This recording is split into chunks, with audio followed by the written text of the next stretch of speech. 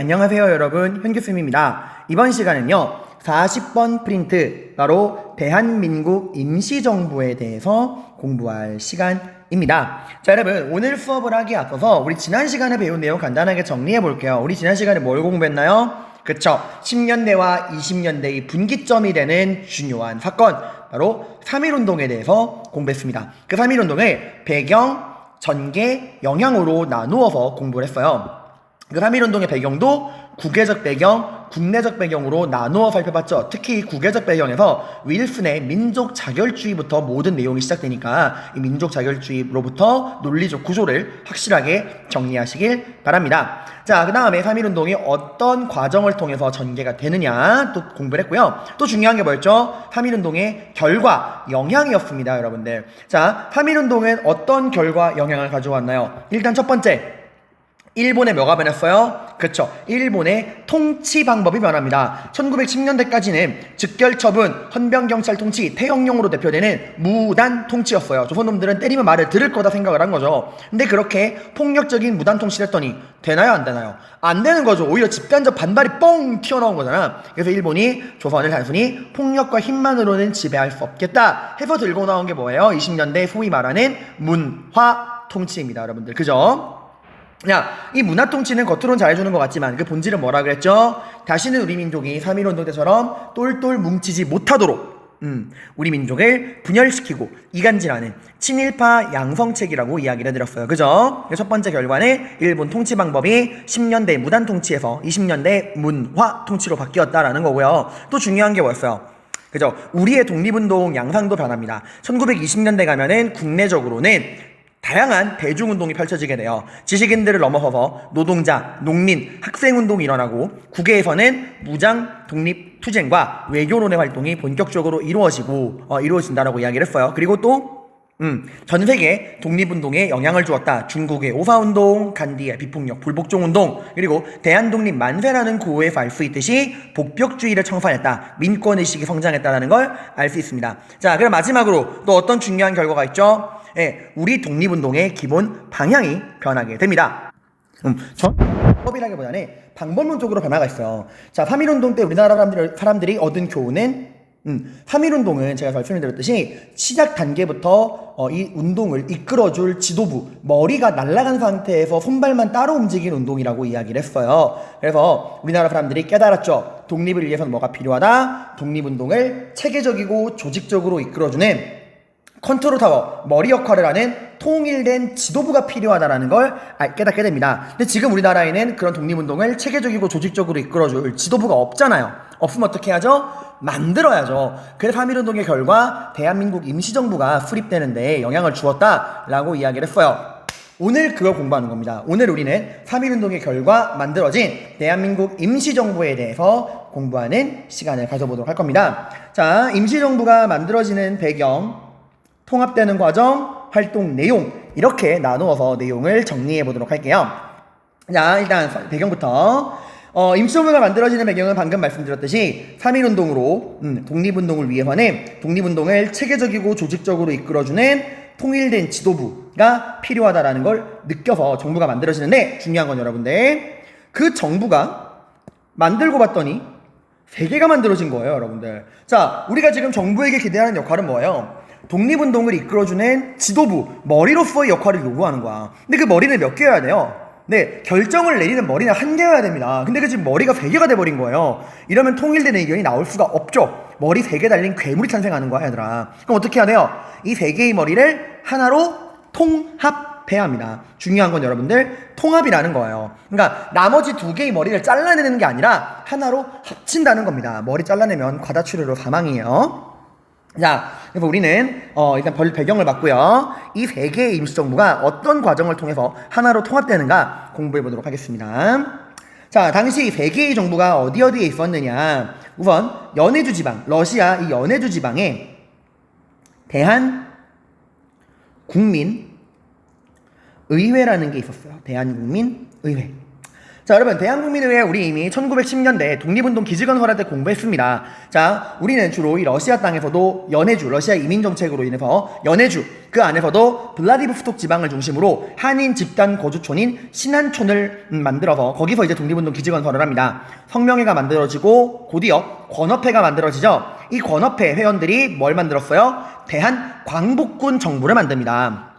만들 수 있던 배경은 러일전쟁 10주년 반일 감정이 올라왔던 걸 이용한 거죠. 하지만 이 권업회 회원들이 대한광복군 정부를 만들고 얼마 지나지 않아 러시아가 탄압에 들어오죠. 왜? 마침 1차 세계대전이 터지고 러시아랑 일본이 같은 연합군 소속이었거든요. 그래서 러시아의 탄압으로 권업회랑 대한광복군 정부가 사라집니다. 한동안 좀 맥이 끊겼다가 러시아에서 사회주의 혁명이 일어나요. 러시아 애들이 정신없단 말이야. 이 틈을 타서 독립운동가들이 다시 전로 한족회라는 거를 만듭니다. 그 이후에 1차 세계대전이 끝나고 이 변화하는 국제정세에 우리가 발빠르게 대응해야 한다 해서 만들어진 게 바로 대한국민의회였어요. 여러분들 기억하시죠? 자, 그 다음에 또 우리의 수도인 한성, 여기서도 정부가 만들어집니다. 한성, 서울, 경성 같은 말입니다. 여기서는 이제 한성 정부가 만들어집니다. 근데 여러분, 이 당시에 일제강점기에 국내에, 그것도 서울에, 한성에 정부가 만들어진다고 해서 이게 제대로 된 역할을 하기는 힘들 거란 말이죠. 감시가 심하니까. 한성 정부는 정통성은 있어도 실질적인 활동은 거의 없던 상태였어요. 그러니까 간판만 다뤄놨다 보시면 됩니다. 자, 그 다음에 상하이에도 정부가 만들어집니다. 이 상하이에 만들어진 정부를 대한민국 임시정부, 다른 말로는 상하이 임시정부라고도 이야기를 합니다. 상하이 임시정부. 자, 이렇게 연해주의 대한국민의회, 한성의 한성정부, 상하이의 대한민국 임시정부, 상하이 임시정부가 만들어지는데요. 야, 각각의 정부가 위치해 있는 장소를 알면, 지역을 보시면 그 각각의 정부가 어떤 방법을 중심으로 독립운동 하려고 했는지가 보입니다. 여러분, 자, 연해주의 근거지를 둔 대한국민의회는 당연히 어떤 방법을 중심으로 독립운동할까요? 그죠? 만주 연해주의 지리적인 특성상 당연히 무장투쟁을 중심으로 할 것이고요. 여러분들, 상하이의 근거지를 둔 이 대한민국 임시정부는 어떤 방법을 중심으로 독립운동할까요? 당연히 외교론이겠죠. 왜 만주 연해주가 무장투쟁인지, 상하이가 외교론인지 이건 제가 설명을 드렸습니다. 여러분들, 자, 어쨌건 이 머리는 하나여야 되니까 이 세 개의 정부가 통합을 하려고 하는데, 일단 한성 정부는 큰 의미가 없고 실질적으로는 연해주의 근거지를 둔 무장투쟁을 중심으로 하는 대한국민의회와 상하이의 근거지를 둔 외교론을 중심으로 하는 이 대한민국 임시정부, 이 둘이 이제 어떻게 합칠 건가의 문제였어요. 자, 임시정부를 통합하는 과정에서 가장 쟁점으로 떠오른 거는 통합된 정부의 위치를 어디에 둘 것이냐는 겁니다. 왜냐면 그 정부의 위치를 어디에 두느냐에 따라서 결국 어떤 방법을 중심으로 독립운동할 건가가 결정되는 거거든요. 만약에 통합된 정부를 연해주에다가 만들자라고 하는 사람들은 있다면 그 사람들은 어떤 방법을 중시하는 거야? 그치, 무장투쟁이에요. 반대로 통합된 정부는 상하이에 두어야 한다라고 하시는 분들이 있다면 그분들은 외교론을 중심으로 한 분들이겠죠. 그러니까 결국 무장투쟁이냐 외교론이냐 이걸로 이제 의견이 나눠지는데, 결국 최종적으로 통합된 정부, 통합된 임시정부는 상하이에 두기로 결정이 납니다. 자, 통합된 정부를 상하이에 두기로 했다라는 말은 이 통합된 임시정부는 어떤 방법을 중심으로 독립운동하겠다는 거예요? 네, 외교론을 중심으로 독립운동하겠다는 이야기가 됩니다. 그리고 명칭도 상하이 정부를 그대로 따와서 대한민국 임시정부라고 명칭을 만들어요. 이때부터 이제 우리의 정식 국호가 대한민국이 되는 겁니다. 자, 이 통합된 정부는 외교론을 중심으로 한다라고 이야기를 했어요. 여러분들, 왜 외교론으로 대세가 잡혔느냐? 이건 그 당시 외교론이 굉장한 그 국제적인 영향력이 있었기 때문에 그래. 뭐 때문에? 민족 자결주의 때문에. 쌤, 민족 자결주의는 그 전쟁 이긴 놈들이 진 놈들 식민지 뜯어먹으려고 만든 거잖아요. 그거 패배한 나라의 식민지만 적용되는 거짓말이잖아요. 라고 여러분은 지금 역사적으로 알고 계신 거지만 그 시대 사람들은 그걸 몰랐잖아. 그때는 진짜 희망을 가졌어요. 민족 자결주의에 따라서 우리 운명 우리가 결정할 수 있고, 우리는 우리가 어떤 운명을 선택할지만 보여주면 된다 라고 생각을 했었거든요. 그래서 그 당시 외교론이 대세였다. 이걸 통해서 우리는 굉장히 안 좋은 배드엔딩이 기다릴 거라는 예상을 해볼 수가 있죠. 민족 자결주의는 뻥이었으니까. 자, 어쨌건 이 통합된 정부가 외교를 중심으로 활동하기로 했다면 이 정부의 최고 대표인 대통령은 당연히 무엇을 굉장히 잘하는 사람이 돼야 될까? 당연히 외교를 잘하는 사람이 돼야 될 겁니다. 그렇죠? 그래서 대통령으로 누가 됐냐? 당시 독립운동가들 중에서 외교 활동에 굉장한 능력을 보이고 있던 이승만이 대통령이 됩니다. 대통령은 외교론의 대표였던 이승만이 되게 돼요. 자, 근데 여러분, 저는 지금 임시정부의 통합 과정을 여러분에게 알려드리고 있는 거예요. 자, 근데 통합이라고 하는 건 여러분, 내가 말했잖아. 나머지 두 개의 머리를 잘라내는 게 아니라 하나로 합치는 거라고. 근데 지금까지 나와 있는 거 보니까 어때요? 이건 다 누가 원하는 방향이에요? 철저하게 외교론만 중심으로 되는 방향이잖아. 이렇게 되면 누가 불만을 가져요? 그죠? 연해주에 있는 무장투쟁론가들이 불만을 가지죠. 이따구로 통합할 거면은 뭔 놈의 통합이냐? 니네끼리 해먹어라. 이러고 만단 말이야. 그래서 진정한 통합을 위해서 여러분들 비록 외교론에 중심을 두긴 했지만 무장투쟁도 소홀히 하지 않습니다. 그래서 대통령 아래 있는 이 국무총리는 당시 연해주에서 활동하던 무장투쟁의 대표인 이동희를 임명하게 됩니다. 그리고 내무총장으로는 당시 실력 양성론의 대표였던 안창호를 임명하게 돼요. 즉 우리가 이걸 통해 알 수 있는 건 이 통합된 임시정부는 외교론을 중심으로 하긴 하지만 무장투쟁, 실력 양성 같은 다른 독립운동 세력들도 배척하지 않고서 함께 포함한 통합 정부였다라는 걸 우리가 알 수 있어요. 또 거기다가 여러분 이 무장투쟁의 대표인 이동희 이분은 이거 20년대 독립운동할 때 말씀드릴 거지만 사회주의자이기도 했어요. 이걸 통해서 임시정부에 외교, 무장, 실력 양성뿐만 아니라 사회주의자들도 들어와 있었다라는 걸 우리가 알 수 있습니다, 여러분들. 자, 이런 임시정부의 위치에 대한 그런 논쟁은 여기 제가 또 설명을 들어놨습니다. 자, 그럼 이렇게 만들어진 임시정부는 어떤 의의가 있느냐? 바로 우리나라 역사 최초의 민주주의, 국민이 주인 되는 나라. 그리고 국민이 주인이고 나라의 주인이 국민이라면 왕은 필요 없다. 나라의 주인인 국민들이 투표를 통해 뽑은 대표가 나라를 다스려야 한다. 우리가 뭐라 그래요? 공화제라고 하거든요. 국민주권의 민주주의 공화제 정부라는 데 의의가 있습니다. 자, 여러분, 이 공화제라는 거, 왕이 없고 나라의 주인이 국민이고 그 국민의 손으로 대표를 뽑는다. 그 국민에게 뽑힌 대표가 나라를 다스린다는 이 공화제. 이거 우리나라 독립운동사에서 처음으로 주장한 단체가 어디였죠? 네, 신민회입니다. 애국개몽운동 할 때 공부했죠.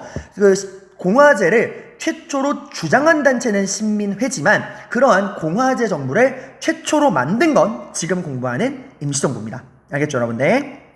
자, 그리고 이런 정부의 대표는 대통령이라고 부르고요. 대통령과 왕과의 차이점은 뭘까요?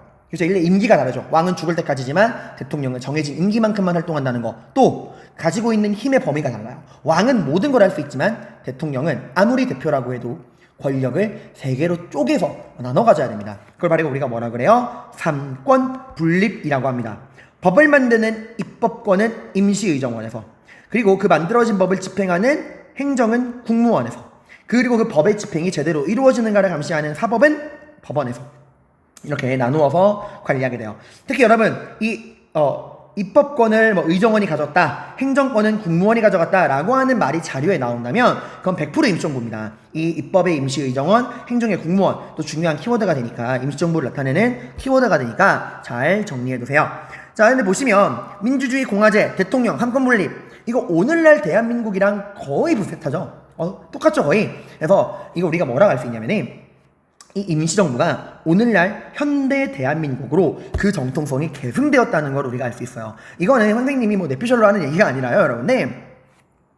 헌법에 나와 있어요. 보시면 대한민국 헌법 전문에 보시면 유구한 역사와 전통에 빛나는 우리 대한국민은 3.1운동으로 건립된 대한민국 임시정부의 법통을 계승했다라고 나옵니다. 그러니까 우리 대한민국, 현대 대한민국의 뿌리가 임시정부에 있다라고 규정을 한 거예요. 그 이유는 대한민국 헌법에는 대한민국은 민주공화국이라고 적혀있고 임시정부의 헌법도 마찬가지입니다. 임시정부의 헌장에도 대한민국은 민주공화제라고 나와있고 임시헌법에도 대한민국의 주권은 대한인민 전체에 있다라는 말이 나와요. 이게 얼마나 감동적인 이야기냐면 여러분들, 불과 얼마 전만 해도 대한제국 때만 해도 대한제국 때 발표된 헌법 대한국 국제를 떠올려보세요.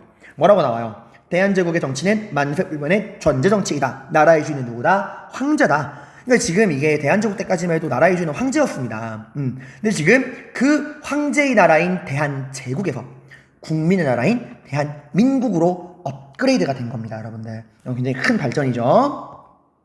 자, 이렇게 만들어진 임시정부는 어떠한 활동을 하느냐인데, 이 임시정부의 활동은 여러분들 우리가 크게 세 파트로 나누어서 공부를 해보셔야 합니다. 일단 첫 번째 파트는 임시정부의 전성기. 임시가 만들어지고 임시정부가 제대로 된 활동을 하던 초창기 전성기 때의 모습을 봐야 돼요. 근데 이건 되게 짧아요. 20년부터 23년까지 한 3년 정도 제대로 활동을 합니다. 그리고 이게 첫 번째고요. 그 다음 두 번째, 그 임시정부가 3년 정도 활동하다가 와르르르르르 몰락해버리게 됩니다. 이게 이제 두 번째 파트인데, 여기서 이제 임시정부가 어쩌다가 몰락을 했는가 그 과정을 봐야겠죠. 그죠? 그리고 그 몰락한 임시정부를 다시 부흥시키기 위한 임시정부의 개헌과 재정비 과정, 이렇게 우리가 총 세 파트로 나누어서 활동을 정리해 보도록 하겠습니다. 자, 여러분, 임시정부. 우리가 임시정부를 만든 이유가 뭐야? 임시정부에게 기대하는 역할이 뭐죠? 독립운동을 체계적이고 조직적으로 이끌어주는 통일된 지도부로서의 역할을 기대하는 거죠. 이 국내와 국외에 있는 다양한 독립운동 단체들을 이끌어주는 머리, 통일된 지도부가 되어달라 라고 하는 겁니다. 근데 그런 정부가 지금 위치가 어디 있어요? 그죠? 여기 상하이에 있죠, 여러분들. 자, 상하이 위치가 굉장히 떨어져 있습니다.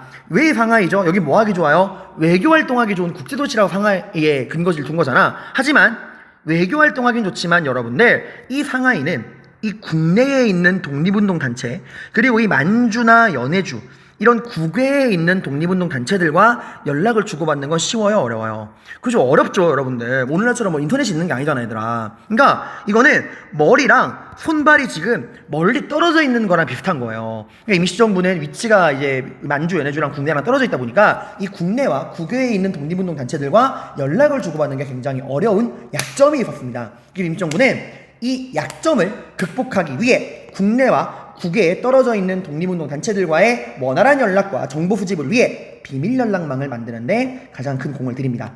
국내, 국외 독립운동 세력들과 연락을 하고 정보를 수집하기 위한 비밀 연락망을 만드는데, 그게 바로 연통제와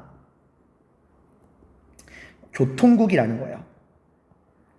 연통제와 교통국. 자, 연통제라는 건 뭐냐면 여러분들, 연통제는 비밀행정 조직입니다. 원래 여러분 우리나라에 행정 조직이 있었죠. 일본에게 나라 망하기 전까지만 해도 팔도, 부, 목, 군, 현 이런 게 있죠. 오늘날에도 수원시, 팔달구, 장안구 이렇게 그 행정 조직이 있잖아요. 그걸 이제 임시정부가 부활시킨 거야. 국내 일본의 눈을 피해서 국내의 통제를 위해서 비밀행정 조직을 만듭니다. 그게 연통제고요. 그런 또 비밀행정 조직들끼리 정보를 수집하고 연락을 주고받기 위한 통신기관이 필요하잖아. 그 통신기관으로 만든 게 교통국입니다.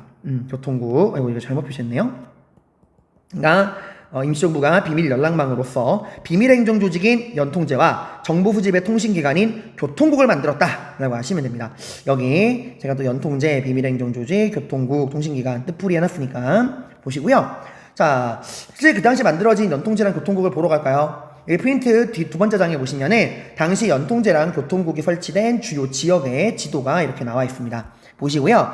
이게 여러분 시험 문제 자료로 연통제랑 교통국이란 말이 직접 나오기도 하지만, 때로는 연통제랑 교통국이란 단어가 나오지 않고 실제 운영된 연통제랑 교통국의 사례가 나오기도 해요. 그게 바로 굉장히 잘 나오는 이륙양행이랑 백산상해라는 곳입니다. 자, 볼게요. 이 이륙양행은 1919년 아일랜드계 영국인 조지 루이드 쇼가 중국 단둥에 설립한 무역회사다. 단둥이 어디냐? 여기에요. 여기 국경지방. 우리랑 중국의 국경지방. 여기가 단둥이야. 바로 앞에 있는 거. 여기 만든 회사인데, 여기는 겉으로 무역회사지만 실제로는 비밀리에 임시정부의 교통국 역할을 수행했다. 독립운동가들의 해외 망명, 독립운동 자금 모금을 도왔다. 김구도 3.1운동 이후에 이 육양행의 도움을 받아서 상하이로 망명했다라는 거예요. 자, 근데 여기 보시면 아일랜드계 영국인이래. 이 사람이 왜 우리를 도와주냐? 당시 아일랜드는 영국의 식민지였어요. 이 사람도 본인이 식민지 국가의 사람이니까 우리 마음을 더 잘 이해하는 거야. 감정이입을 해주는 거죠. 그 다음에 백산상인 여러분들 1914년 독립운동가 안희재가 설립한 회사인데 부산에 만든 거예요. 부산. 겉으로는 곡물의 산물을 파는 회사지만 실제로는 독립운동 자금을 지원하는 임시정부의 연통제 조직과 연락을 주고받는 그 통로 역할을 했다라는 거야. 임시정부랑 그 연통제가 연락을 주고받는 통로 역할을 했다라는 거 이렇게 같이 보시면 됩니다. 그래서 여기 이륙양행, 백산상해 나오죠. 근데 여러분 이 백선상해를 공부하실 때 여러분 헷갈려 하시는 게 개항기 경제 파트에서 여러분들 조청, 상민, 수륙, 무역장정이 맺어지고 나서 외국 상인들이 본격적으로 내륙으로 진출하게 됩니다. 거류지 무역이 깨지고 내지 무역이 시작돼요. 그러다 보니까 누가 몰락해요. 거류지 무역 때까지만 해도 개항장과 내륙 지방을 연결해주던 우리 조선의 중간 상인들이 이 외국 상인의 내륙 진출, 내지 통상권으로서 쓸모가 없어지고 몰락하잖아요. 그죠? 이렇게 몰락해가던 이 내륙지방 외국 상인의 내지 무역, 내륙 진출로 몰락하던 조선의 중간 상인들이 살아남기 위해서 조직을 만들었죠. 그 조선의 중간 상인들 중에서 이 객주들이 상회사를 만듭니다. 이 외국 상인의 내륙 진출에 대항하기 위해서. 그리고 이 상회사에서 만든 대표적인 회사가 대동상해, 장통상해예요. 상해 같은 건가? 이름만 다 같은 상해지 시기랑 내용은 완전 다릅니다, 여러분들. 이거는 개항기 경제 때고 외국 상인의 내륙 진출에 저항하기 위해서 객주들이 만든 회사고, 여기는 연통제, 연락통신 그거예요. 빅선상해는. 자, 그리고 여러분 이렇게 독립운동을 할 거면 뭐니 해도 뭐가 필요해요? 쇼미더머니. 돈이 필요하단 말이죠, 여러분들. 그 돈을 어디서 구했느냐? 기부금을 많이 받았어요, 당시 우리나라 세력 사람들한테. 근데 그냥 달라 그러면 좀 미안하니까 약속을 합니다. 그냥 달라는 게 아니라 우리가 갚아주겠다. 언제? 일본을 몰아내고 광복한 다음에 정부의 이름으로 갚아주겠다라는 약속 증서를 써줍니다. 이게 바로 독립공채예요. 이 독립공채를 발행을 하면서 돈을 모았는데, 이 독립공채가 여기 두 번째 장에 사진으로 나오죠. 당시 독립공채. 근데 여러분 이거 독립공채를 바꿔서 돈을 빌려주신 분들이 막 내가 광복하면 두고 봐 10배로 받을 거야 이런 마음이었을까요? 아니죠. 언제 광복할 줄 알고, 얘들아. 그러니까 이거는 받은 분들도 사실상 거의 나라를 위한 마음으로 기부하신 거예요, 여러분들. 비트코인에 투자하는 것보다 훨씬 가치 있는 일이죠. 자, 그럼 여러분들 이제 밝았고, 여러분 임시정부 보니까 되게 위치가 국내랑 만주, 연해주, 국해랑 떨어져 있다 보니까 여러 가지 이런 약점들이 있었어요. 그죠? 그 약점을 보완하기 위한 걸 봤는데, 그럼 그럼에도 불구하고 왜 위치를 상하이에 넣었을까? 얘들아, 그 전에 이 독립공채로 모은 돈을 어떻게 운반을 했느냐, 상하이로. 거기 쓰인 게 연통지랑 교통국이에요. 연통지랑 교통국을 통해서 독립공채로 모은 돈을 상하이로 운반합니다. 그래서 여러분들 영화 봉오동 전투 보시면 거기 그런 내용이 나와. 이 모은 돈을 연통지랑 교통국으로 활용해서 빨리 상하이로 운반해야 된다, 이런 얘기가 영화 대사에 나옵니다. 그런데 그럼에도 불구하고 이 떨어져 있는 상하이의 근거지를 둔 이유는 상하이가 뭐 하기 좋다는 거죠? 외교활동하기 좋다는 거였습니다. 그 외교활동은 여러분들 결국 다 뭘 믿고 일어나고 있는 거야? 민족자결주의를 전제로 지금 벌이고 있는 거예요. 그죠? 자, 그 민족자결주의가 어디서 나왔어요? 미국에서 나왔잖아요. 그죠? 그럼 당연히 어디를 설득해야 돼? 미국을 설득해야 됩니다. 그래서 미국에 아예 전문 외교기관을 만듭니다. 그게 바로 구미위원부라는 거예요. 구미위원부. 그리고 이 구미위원부에 이승만을 파견을 합니다. 그래서 이승만은 상하이 임시정부의 대통령이긴 했지만 상하이에서 활동한 시간은 별로 없어요. 대부분 다 이 구미위원부, 미국에서 활동을 했다고 합니다. 자, 그리고 여러분 우리 신한청년당이 파리강화회의에 김규식을 대표로 보냈다라고 하는 내용 기억하시죠, 여러분? 네. 그 다음에 아예 프랑스에도 이 파리위원부라고 하는 전문 외교기구를 만들고 이 신한청년당에서 파견된 김규식을 그쪽 대표로 임명을 합니다. 그러니까 미국의 구미위원부 이승만, 프랑스의 파리위원부 김규식을 파견했다라고 정리해 두시면 돼요. 자, 그리고 1차 세계대전에 뒤처리를 하기 위해 했던 파리 강화회의가 있었고, 이거 말고도 여러분들 세계사에 나오는 건데 전후 뒤처리를 위해서 한 번 더 회의가 열립니다. 이게 바로 워싱턴 회의예요. 여기에도 대표를 파견을 합니다. 그래서 우리의 독립을 선언하는 독립선언서를 제출하기도 합니다. 자, 근데 여러분 지금 이런 외교 활동하시는 분들이 이런 외교 작업을 펼칠 때 주로 주장하는 게 뭘까요? 우리는 일본에게 나라를 넘긴 적이 없다. 일본이 강제로 우리나라를 빼앗고 식민 지배로 했다. 우리나라의 주권을 강제로 빼앗았다. 강제로 우리 주권을 빼앗았고 우리를 가혹하게 식민 통치하고 있다. 라는 게 우리의 주장이잖아요. 그럼 어떻게 해야 돼? 그거를 증명할 수 있는 증거가 필요하겠죠. 외교라는 건 말로만 하는 게 아니잖아요, 얘들아. 그죠? 그래서 일본이 우리의 주권을 불법으로 빼앗았고 현재 우리를 가혹하게 식민 지배하고 있다라는 걸 증명하기 위해서 증거 자료를 만듭니다. 그걸 위해서 그 증거 자료 만들기 위해 임시 사료 편찬소를 운영을 합니다. 여기서 방금 제가 말했던 일본이 우리를 강제로 식민 지배하고 가혹하게 우리를 지배하고 있다라고 하는 걸 증명하기 위한 한일관계 사요집을 만들게 됩니다. 여기 아래에 제가 뜻풀이 해놨어요. 한일관계 사요집. 국제연맹은 오늘날의 유엔이랑은 좀 달라요. 오늘날의 유엔은 2차 세계대전 이후에 나온 국제연합이고요. 이 국제연맹은 1차 세계대전 이후에 나온 거야. 그러니까 유엔의 전신이 되는 거긴 해요. 하여튼 당시 국제기구인 국제연맹에다가 한국의 독립을 호소하기 위해 만든 자료집, 일본의 국권 침략 과정, 식민 통치의 실상 이런 것들을 담았다. 그런 것들을 증명하기 위한 자료였다라는 거예요. 그 외에도 각종 외교 선전물들을 만들어서 일본의 침략의 부당함을 알리기 위해 노력을 합니다. 자, 그리고 독립신문도 만들어요. 독립신문 선생님 이거 서재필 그거랑 달라요. 독립협회 때 나온 서재필이 만든 독립신문이랑 지금 독립신문은 이름은 같지만 완전 다른 거야. 지금 나오는 독립신문은 임시정부의 기관지로서 역할을 하는 독립신문입니다. 이걸 통해서 우리 다양한 독립운동을 국내외 동포들에게 알리는데요. 대표적으로 여러분이 20년대 국외 무장투쟁에서 공부하실 봉오동 전투, 청산리 전투 이것도 다 독립신문에서 알리게 됩니다. 그 기사를 실어줘요. 자, 그리고 여러분 아까 제가 임시정부 통합할 때 이야기했죠. 임시정부는 비록 외교론을 중심으로 하긴 했지만 무장투쟁도 소홀히 하지 않고서 통합했다. 그래서 국무총리가 무장투쟁의 대표인 이동이었잖아. 군사활동도 소홀히 하지 않는데 그 군사활동을 위해서 군무부 직할로서 광복군 사령부랑 광복군 총영을 설치합니다. 자, 일단 이게 무슨 말이냐. 임시정부는 여러분 3권 분립이었죠.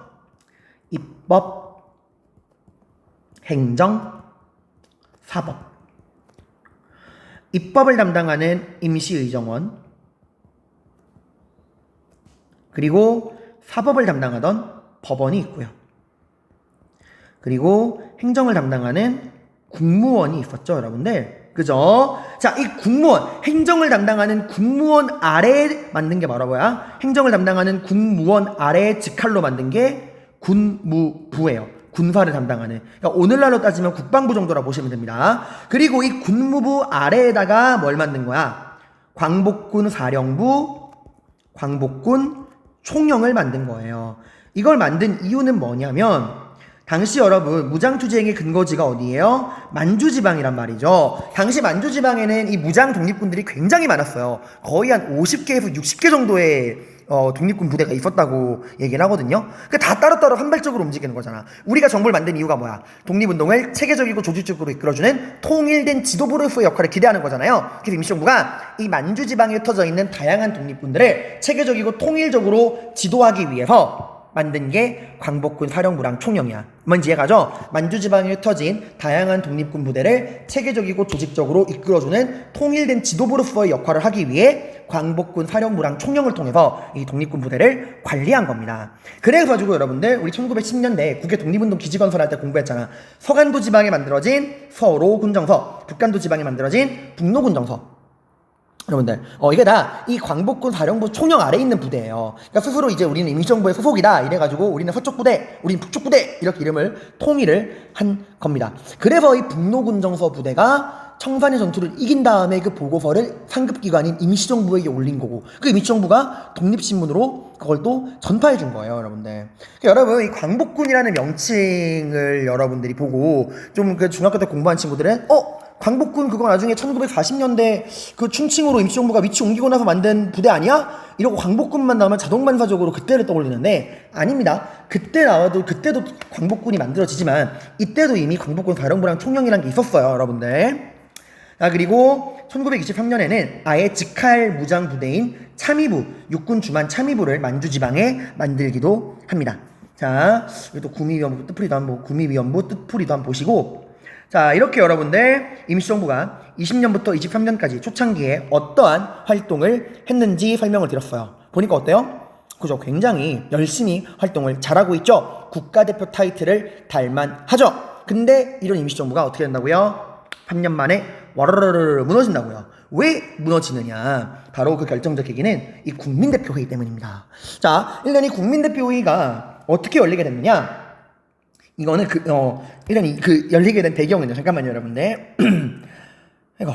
자, 국민대표회의가 열리게 된 배경은 임시정부가 지금 주력으로 삼고 있는 사업이 뭐예요? 외교활동이잖아, 얘들아. 근데 우리는 이미 알고 있죠? 이 외교활동은 결국 뭘 믿고 하고 있는 거야? 민족 자결주의를 믿고 하는 거예요. 하지만 우리 알고 있죠? 민족 자결주의는 거짓말이다. 전쟁에 이긴 놈들이 진 놈들의 식민지를 좀 더 고상하게 뜯어내기 위해 만든 논리. 승전국의 식민지에는 적용이 안 되고 패전국의 식민지에만 적용이 된다. 하지만 일본은 1차 세계대전에 승전국이었고 승전국인 일본의 식민지인 우리나라는 애초부터 민족 자결주의의 적용 대상이 아니었다라는 거예요. 그러니까 이거는 우리가 외교활동을 얼마나 열심히 잘하느냐랑 관련이 없어. 우리가 아무리 해봤자 애초에 적용 대상이 아니었어요. 당연히 아무런 성과도 거두지 못합니다. 가장 많은 돈과 노력을 쏟아부었지만 외교활동에서 아무런 성과가 나오지 않는 거야. 이러니까 누가 불만을 가질까? 이 외교활동에 밀린 무장투쟁이나 사회주의자들이 불만을 가지는 거예요. 선생님, 무장투쟁은 여기 군사활동 관리했잖아요. 여러분, 이것도 보시면 직접적인 뭐 군대나 무기를 양성한 게 아니라 그냥 관리해주는 정도 차원이란 말이죠. 그죠? 관리해주는 정도란 말이에요. 그러니까 이 무장투쟁론가들은 불만이 생기죠. 아니 저 외교론에다가 쏟아부을 저 돈과 그 노력을 우리한테 줬으면 우린 더 많은 성과를 냈을 텐데 라고 생각을 하는 거예요. 여러분들 모든 돈과 이제 투자가 다 외교활동으로 가니까. 그래서 불만이 생겨 있는데 또 임시정부의 약점이 뭐였어요? 그래서 통일된 지도부로서의 역할을 수행하기에는 너무 위치가 멀리 떨어져 있다는 거야. 국내국의 단체들이랑 연락을 주고받는 게 쉽지 않다는 거야. 그걸 극복하기 위해, 그 약점을 극복하기 위해 연통제, 비밀행정조직 연통제, 통신기관이 교통국을 만들었잖아. 근데 이게 다 박살나요. 1년 만에. 이게 여러분, 일본을 무시하면 안 되는 게 일본도 보통 애들이 아니거든. 일본이 상하이에 정부가 생겼다는 소식을 듣고서 그래? 상하이에 정부가 생겨? 위치가 떨어져 있네? 그럼 얘들 분명히 국내국에 있는 애들이랑 연락을 주고받기 위한 통신망을 만들었을 거야. 그거부터 찾아내. 그래서 임시정부의 손과 발을 끊어버릴 거야 라고 생각을 해서 뒤를 쓰고 찾아냅니다. 그래서 결국에 1년 정도 만에 다 발각돼 버립니다. 연통제랑 교통국이 박살나 사라졌다라는 말에 더 이상 임시정부는 국내에 있는 독립운동 조직들과 연락을 주고받을 수단이 있다 없다? 없다는 거야. 손발이 잘린 거예요. 연락을 주고받지 못하니까 당연히 정보 전달도 안 될 것이고 결정적으로 이 돈도 들어올 수가 없는 거야. 애초에 독립공채가 연통제랑 교통국을 통해 들어왔잖아. 돈도 안 들어오는 거야. 손발 끊겨, 정보도 연락도 안 돼, 정보도 끊겨, 돈도 끊겨. 큰 위기입니다. 이런 위기 상황에서 누가 나서야 돼요? 그죠? 이럴 때 이제 리더가 나서야 돼. 이럴 때 리더의 진가가 들어간단 말이죠. 임시정부의 리더가 누구예요? 이승만이란 말이야. 근데 여러분, 이승만 이분은 외교활동을 굉장히 잘하시는 분이지만 이분은 뭔가 갈등을 조절하고 조율하는 데는 별 소질이 없는 분이에요. 이승만은 갈등을 조율하기보단 오히려 갈등을 더 키워버립니다. 이승만이 뭘 발표했냐면은 위임통치청원서라는 거를 발표해요. 자, 종이쳤네요, 여러분들. 제가 학교에서 찍고 있어가지고 이제 여러분 선배들은 1자습이 시작했어요. 1자습이 시작했습니다. 아니군요. 5분 전 종이군요. 5분 뒤에 한 번 더 칠 거예요. 자, 여러분, 위임통치청원서라는 건 말 그대로 위임, 맡긴다. 뭘 맡긴다? 우리나라를 다스리는, 통치하는 권리를 맡긴다. 그 우리의 통치를 위임, 맡기는 거를 청원, 부탁드립니다라는 거야. 그러니까 대신 다스려주세요 이거예요. 이게 뭔 말이냐면은 이승만은 이 위임통치청원서를 국제연맹에게, 그러니까 위임통치청원서 말고 꼬였어요 여러분들. 자, 위임통치청원서는 뭐라고요? 우리를 대신 다스려주세요. 우리의 통치 권한을 위임, 맡기는 걸 부탁하는 거야. 그럼 누구한테 우리를 대신 다스려 달라는 거냐? 바로 국제연맹. 국제연맹에 대신 다스려 달라는 거예요. 그러니까 일본을 몰아내고 장래에 우리나라를 완벽하게 독립시켜준다는 약속을 하시고 그러한 보장 아래 당분간 이 국제연맹이 일본을 대신해서 우리를 다스려주세요. 대신 다스려주세요. 라는 얘기야. 이걸 이제 미국 대통령한테 편지를 쓴 거예요. 자, 여기 아래 나와 있는데 나오죠. 이승만의 위임 통치 청원서. 미국 대통령 각하, 우린 2천만의 이름으로 각하에게 청원합니다. 먼저 한국을 일본의 학정으로부터 벗어나게 하여 주십시오. 그리고 장래 완전한 독립을 보증하고 당분간 한국을 국제연맹의 통치에 두게 할 걸 바랍니다. 라는 거예요. 자, 여러분은 이 위임 통치 청원서의 내용에 대해서 어떻게 생각하시나요? 찬성인가요? 반대인가요?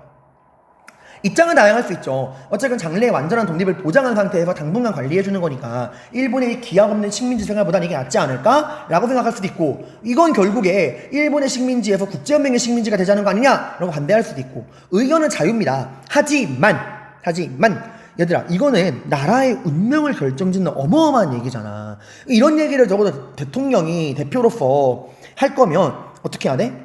그죠? 주변 사람들의 의견을 물어보고 동의를 구한 다음에 해야 될 거 아니야. 근데 이승만은 이거를 아무에게도 말하지 않고 본인 마음대로 했어요. 그냥 대통령, 프레지던트리라고 하는 대통령의 이름으로, 임시정부 대통령의 이름으로 자기 마음대로 이걸 쓴 거야. 아무도 몰랐어. 어떻게 알게 됐냐면은 이게 국제신문에 떴거든. 미국 대통령이 거절했다는 소식이. 이걸 보고 다른 독립운동가들이 안 거예요. 난리가 난 거죠. 이게 뭐냐. 이래가지고 이대로는 안 된다. 우리 진짜 이대로 가다간 죽도 밥도 안 될 것 같아. 우리 다 같이 모여서 회의를 한번 해보자. 임시정부가 어떠한 방향으로 나아가야 될지, 임시정부가 나아갈 길, 방향에 대해서 우리 한번 논의해보자라는 얘기가 나와서, 그래서 열리게 된 게 뭐야? 국민대표회의인 거예요, 여러분들. 자, 이 국민대표회의에서는 크게 두 가지 의견이 나옵니다. 하나는 창조파. 한마디로 창조, new create. 지금의 임시정부는 답이 없고 희망이 없으니 지금 임시정부를 완전히 해체해버리고 완전히 새로운 조직을 새로 만들자라고 하는 거야. 그러니까 임시정부를 해체하고 새로운 독립운동 조직을 만들자. 창조파예요. 그리고 이거랑 또 다른 거는, 아니다, 임시정부가 그래도 그 대표로서의 상징성이 있지 않느냐. 그러니까 임시정부라는 그 틀은 유지한 상태에서 내용만 바꾸자라고 하는 개조파가 있었어요. 자, 이 개조파는 임시정부를 유지한 상태에서 개혁만 하자는 거죠. 이게 여러분 역사적으로 비유를 들자면, 창조파가 고려를 무너뜨리고 완전히 새로운 나라 조선을 만들자고 했던 정도전이고, 개조파는 고려라는 틀 안에서 개혁을 하자고 했던 정몽주라 보시면 됩니다. 자, 그리고 이 창조파랑 개조파만큼은 아니지만 다른 소수의 세력도 있었어요. 누구냐? 고수파, 현상유지파. 임시정부는 아무런 문제가 없다. 지금의 체제를 그대로 유지하자라고 했던 현상유지 고수파가 있습니다. 당시 창조파의 대표가 신채호였고요. 개조파의 대표가 안창호와 이동희였고요. 그 다음 이 고수파, 현상유지파의 대표가 김구였어요. 자, 여기 뒤에 자료를 한번 볼게요, 여러분들. 이 보시게 되면은 제가 지금 국민대표회의에 관련된 전반적인 스토리 여기다가 설명을 해드렸고요. 국민대표회의 선언서 또 이렇게 적어놨고, 봐봐. 국민대표회의에서 주장한 독립방안. 신채호는 뭐라 그랬죠? 창조파. 완전히 정부를 없애버리고 새로운 조직을 만들자라고 해서 여기 그런 내용들이 나오죠. 임시정부를 대체할 새로운 조직을 만들어야 한다. 그에 반해 안창호는 뭐예요? 개조파죠. 임시정부를 유지한 상태에서 내용만 바꾸자. 근데 어떻게 바꾸자는 거야, 이 바람은? 그지? 교육과 산업 등 민족의 뭐를 기르자? 실력을 기르자는 거야. 그러니까 이게 개조파는 개조파인데 뭐 중심으로 임시정부를 개조하자는 거죠? 네, 실력 양성을 중심으로 임시정부를 개조하자는 거야. 그러니까 외교론 중심의 임시정부를 외교론 중심의 임시정부를 실력 양성 중심으로 개조하자는 거예요. 다음 이동희도 이제 개조파인데, 이동희 같은 경우는 정부를 개조해서 많은 한국인이 살고 있는 연해주 지방으로 옮기고 뭘 중심으로? 무장투쟁을 중심으로 정부를 개조해야 된다라는 거야. 이동희는 무장투쟁. 그래서 여러분들이 이게 신채호랑 이동희를 헷갈리시면 안 되는데, 신채호나 이동희나 둘 다 이 정부의 위치를 만주랑 연해주로 옮기자는 건 똑같아요. 다만 신채호는 간판까지 바꾸자는 거고, 이동희는 임시정부라는 간판은 유지하자라고 해서 좀 다릅니다, 여러분들. 여기 제가 또 창조파, 개조파 용어 뜻풀이 다 해놓았습니다. 이런 것들도 한번 보시고요. 자, 근데 여러분, 그럼 어떤 결론이 나왔을까? 이 국민대표회의에서. 여러분, 인터넷에 제가 욕하는 거 아닙니다. 그냥 그대로 알려드리는 거예요. 되게 재밌는 말을 봤어요. 이겨도 병신, 저도 병신이면 이왕이면 이긴 병신이 되라 라고 하는 우스갯소리가 있던데, 사실 그 말이 여기서 맞는 말이야. 차라리 어느 한쪽이 이겼어야 돼요. 그러면 죽이 되든 밥이 되든 결론이 나왔을 거란 말이야. 근데 여기서는 결론이 안 납니다. 실컷 싸운 다음에 회의가 결론을 못 내고 끝나요.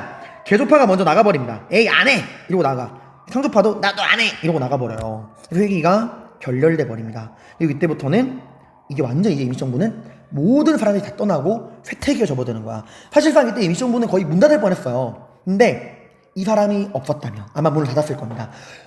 모두가 임시정부를 떠날 때 마지막까지 임시정부를 지키고 있던 사람이 있었어요. 그게 누구죠? 네, 이 김구 선생님을 중심으로 한 소수의 고수파들이었어요. 아마 이때 김구 선생님마저 없었으면은 임시정부는 이걸로 끝났을 거야.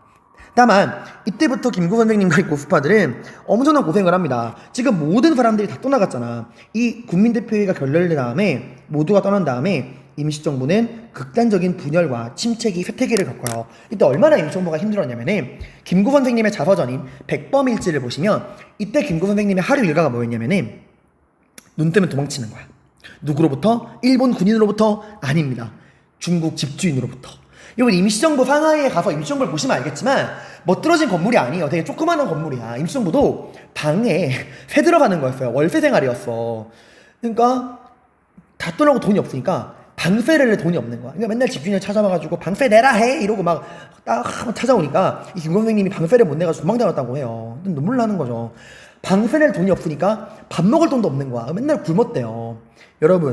여러분도 힘들고 굶고 이렇게 힘들 때 누가 생각나요? 엄마 생각이 나죠. 김구 선생님도 마찬가지였나 봐. 김구 선생님이 그 조국에 있던 어머니 광낙원 여사에게 편지를 씁니다. 엄마 나 너무 힘들어. 편지를 쓴 거죠. 그래서 이 광낙원 여사께서 그 늙은 몸을 이끌고 상하이로 건너옵니다. 와보니까 이제 임시정부에 있는 사람들이 다 거짓꼬라진 거야. 뭐 먹지도 못하고. 일단 먹여야겠다.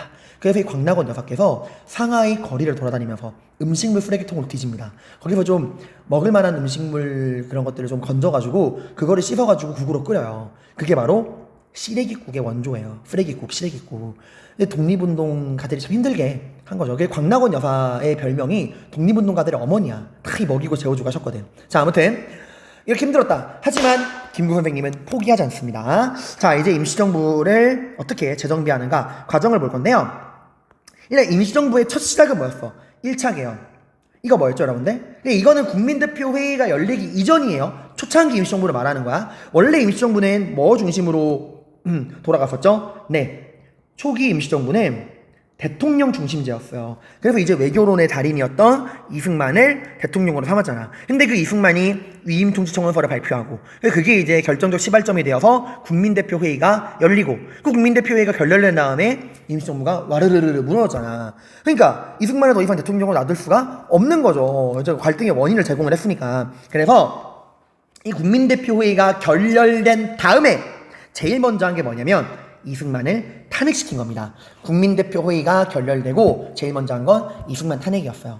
여러분 이승만 탄핵이라 그러니까 쌤 분명히 제가 알기로 이승만 대통령은 독재하다가 3.15 부정선거를 계기로 4.19 혁명으로 탄핵당한 거 아니었나요? 라고 묻는데 그건 여러분 광복 이후 우리가 일본으로부터 광복한 다음에 그 다음에 이제 현대가 들어와서 대한민국 정부가 만들어지고 나서 초대 대통령이 된 이승만이 물러나게 된 거고요, 여러분들. 지금은 광복 이전 일제강점기잖아요, 얘들아. 이승만 대통령을 두 번 쫓겨난 겁니다. 일제강점기 대한민국 임시정부에서도 탄핵을 당하고 광복 이후 현대 대한민국 정부에서도 초대 대통령을 하다가 4.19 혁명으로 쫓겨난 거고 두 번 쫓겨난 거예요, 여러분들. 그러니까 구분하셔요. 자, 그리고 이승만을 탄핵당한 다음에 박은식이 대통령이 됩니다. 그 조선 광문회, 고전을 연구했던 최남선과 함께 만들었던 조선 광문회의 박은식 맞아요, 여러분들. 유교, 구, 신론 기억하시나요? 박은식. 자, 이렇게 인물 문제도 나와요. 인물 딱 준 다음에 이 인물에 뭐 관련된 내용으로 올바른 거를 골라라 이런 식으로 해가지고 박은식은 충분히 나왔었고 나올 수 있는 사람입니다. 뭐 유교, 구, 신론, 조선 광문회, 민족주의 사학 이런 것들 아셔야 돼요. 자, 그 다음에 이제 이 박은식을 중심으로 이제 2차 개헌이 이루어지는데 이 2차 개헌의 핵심은 이겁니다. 대통령 중심제를 버리자.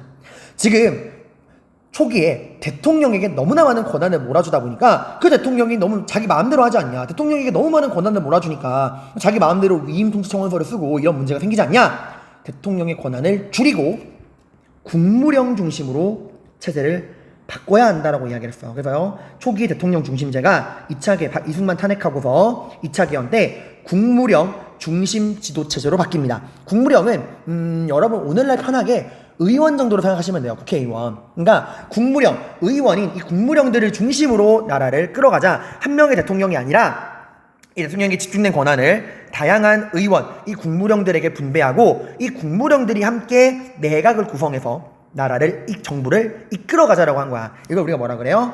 내의원 내각제라 그래. 의원인 국무령들이 내각을 만들고 그 내각을 책임지고 운영하자. 의원 내각제, 내각 책임제입니다. 여러분 이게 재미있는 게 역사가 반복되는 게요. 광복 이후에 이승만이 초대 대통령이 됩니다. 그러다가 여러 가지 문제, 독재를 하다가 3.15 부정선거를 계기로 4.19 혁명으로 하야하죠. 그 다음에 이승만 정권을 무너뜨리고 그 다음에 4.19 혁명으로 등장한 장면 정권에서는 이 대통령의 권한을 약화시키고 다시 의원 내각제, 내각 책임제를 들고 나와요. 여러분들.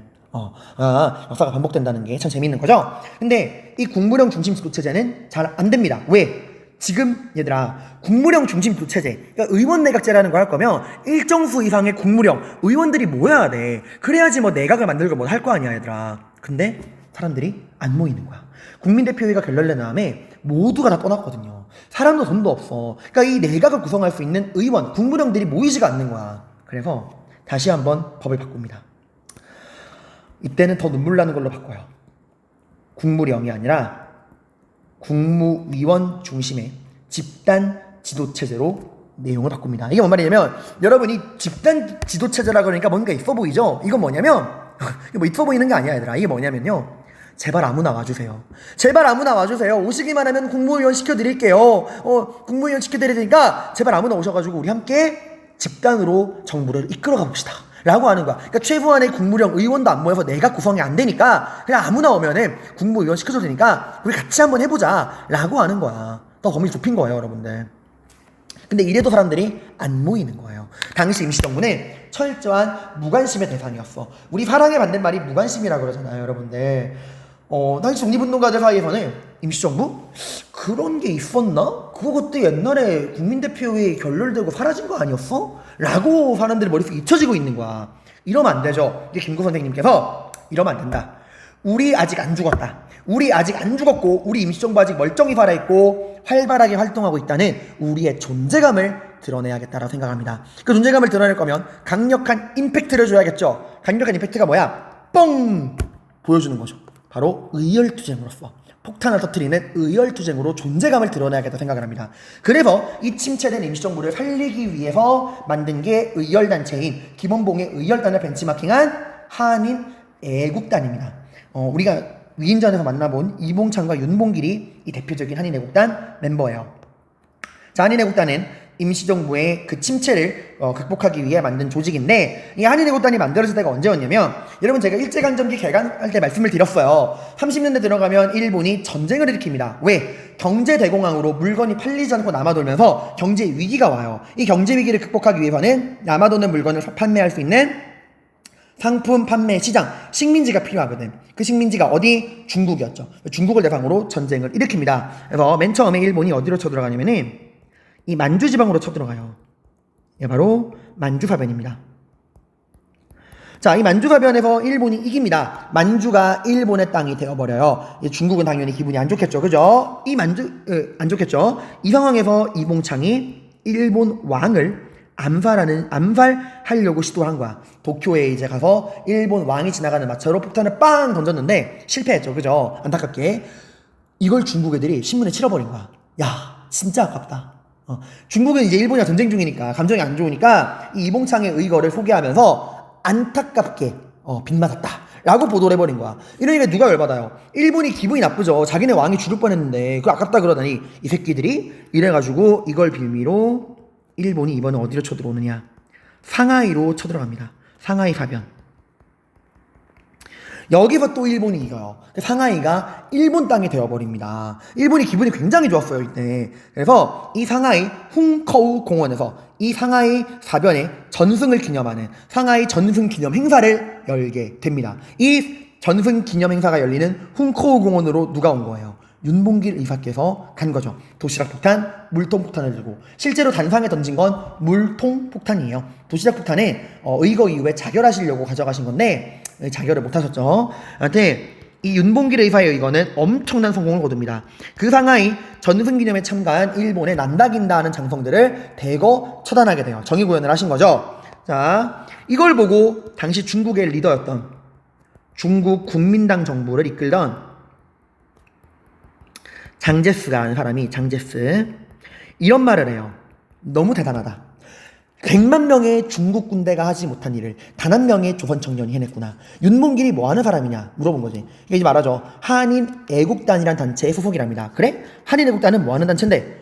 임시정부 소속이랍니다. 그래? 야, 이제부터 우리 중국 땅에서 활동하는 임시정부 팍팍 도와줘. 팍팍 밀어줘. 하고 싶은 거 다 하게 해줘. 아니, 임시정부뿐만 아니라 우리 중국 땅에서 활동하는 모든 한국 독립운동은 이제부터 적극적으로 지원해줘 라고 얘기합니다. 그래서 이 윤봉길의 의거 이후에 임시정부가 화려하게 부활하는 거야. 누구의 전폭적 지원을 받으면서? 중국 정부의 지원을 받으면서.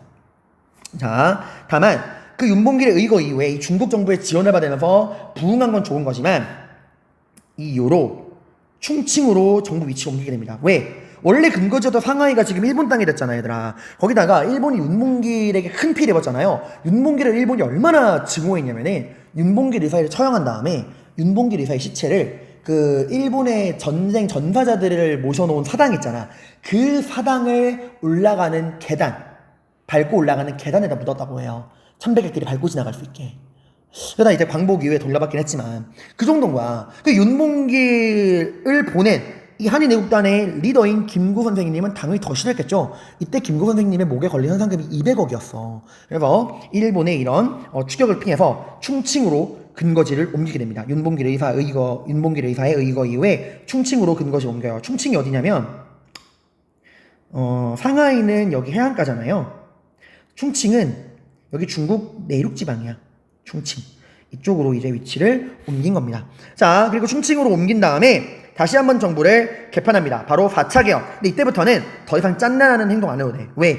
이미 중국 정부에게 전폭적인 지원을 받았고 사람들도 엄청 많이 모이거든요. 이때부터는. 그래서 집단 도체제가 아닌 강력한 단일 지도 체제를 바꾸게 됩니다. 누구 중심에? 주석 중심에. 이 주석은 당연히 누구? 백범 김구 선생님이 되는 거예요. 그리고 이 충칭으로 옮기고 주석 중심의 단일 지도 체제를 만든 이후에 일본과 본격적 싸움을 위한 한국 광복군을 만들고요. 그리고 건국강령을 발표합니다. 건국강령이라는 건 뭐냐면 우리 임시정부가 일본을 몰아내고 나서 그러고 나서 만들고자 하는 나라, 우리가 꿈꾸는 나라는 이러이러한 나라입니다 라고 하는 미래 계획서를 발표한 거예요. 이 건국경령은 뭘 토대로 만들었냐? 조호왕이라는 분이 만든 삼균주의를 토대로 만든 거예요. 삼균주의라는 게 뭐냐면 세 가지가 균등하다라는 거야. 우리가 만들고자 하는 나라는 세 가지가 평등한 나라입니다라는 거야. 그럼 이 세 가지가 뭐냐? 바로 정치, 경제, 교육. 이 세 가지가 균등한 나라를 만들겠다는 거예요, 여러분들. 자, 그러니까 정치, 경제, 교육이 평등한 나라를 만들겠다는 거야. 그럼 어떻게 하면 정치가 평등한 나라가 되느냐? 나라의 주인은 누구로 해야 한다? 국민으로 해야 한다. 민주주의. 그리고 그 나라의 주인이 국민들이 투표를 통해 대표를 뽑게 해야 한다. 민주주의, 공화제. 그러면 나라의 주인이 국민이라면 대표를 뽑을 수 있는 뭘 줘야 돼? 투표권을 줘야겠지. 그 투표권 어떻게 줘야 될까? 돈 많은 사람? 똑똑한 사람? 아니죠. 누구나 공평하게 한 표씩 보통 선거. 일정 연령 이상만 넘으면 남녀노소 누구에게나 주는 보통 선거 1인 1표. 그 다음 경제의 평등은 어떻게 이룰 것이냐. 지금 나라의 토지를 다 누가 독점하고 있어? 친일파 지주들이 독점하고 있죠. 그 땅을 빼앗아서 농민들에게 분배해주겠다. 토지 분배. 그리고 공장은 다 이 친일 자본가들이 갖고 있잖아요. 그런 대규모 생산시설들을 어떻게 한다? 국유화. 국가의 소유로 하여서 국가의 공격으로 만든 다음에 이 국가가 노동자들에게 양질의 일거리를 제공하겠다라는 거야. 자, 그 다음에 교육은 자리가 없으니까 교육은 좀 아래다가 교육은 무상의무교육. 누구나 돈 걱정 없이 평등한 교육을 받게 하겠다라고 한 거예요. 그러니까 그들이 만들고자 하는 나라는 조소왕의 삼균주의의 토대를 두었고 정치, 경제, 교육이 평등한 나라. 정치는 민주주의 공화제와 보통선거를 통해, 경제는 토지 분배와 생산시설 국유화를 통해, 교육은 무상 의무교육을 통해 평등한 나라를 만들겠다라고 한 겁니다. 자, 지금 봐봐. 지금 이것만 봐도 임시정부가 굉장히 많은 여유가 있다는 걸 알 수 있죠. 이렇게 미래에 대한 계획을 세운다는 건 여유가 있을 때 가능한 겁니다. 자, 이런 게 다 한인애국단 윤봉길의 의거 이후에 충칭으로 옮기고 4차 개헌을 하면서 일어난 변화예요. 그 다음에 5차 개헌. 이건 이제 한 번 더 조직을 바꾸는 건데, 이건 별게 아니라 이 임시정부가 점점 더 규모가 커져. 그래서 이 김구 주석 한 명 가지고 혼자는 통제하기 힘든 거야. 그래서 주석 아래 부주석을 둡니다. 김구 주석 아래에 부주석 김규식을 준 거야. 그 파리강화회의에 파견된 신한청년당의 대표, 그 김규식 맞아요. 파리위원부의 김규식. 여러분들 그때는 청년이었고 이제는 중장년이 된 거죠. 자, 그래서 이렇게 내용 봤고요. 그다음에 여기 이승만의 탄핵 당한 내용 나오고, 연통제 내용 나오고, 독립신문 나오고, 국민대표회의 창조파, 개조파 나오고요. 그리고 이건 제가 과제로 내드렸던 독립운동의 3가지 방향, 외교론, 무장투쟁론, 실력, 양성론 이런 내용 읽고서 여러분이 드시대 독립운동가 였다면 외교 중심론, 무장투쟁론, 실력 양성론 중에 어떤 방법을 택했을 것인지, 어떤 방법이 독립을 위해 적절하다 생각하는지 그 의견을 쓰는 건 구글 클래스룸의 과제로 제가 올려드렸죠. 이번 주 토요일까지.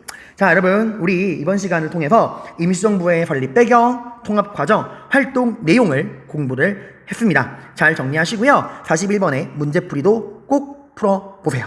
고생 많으셨습니다.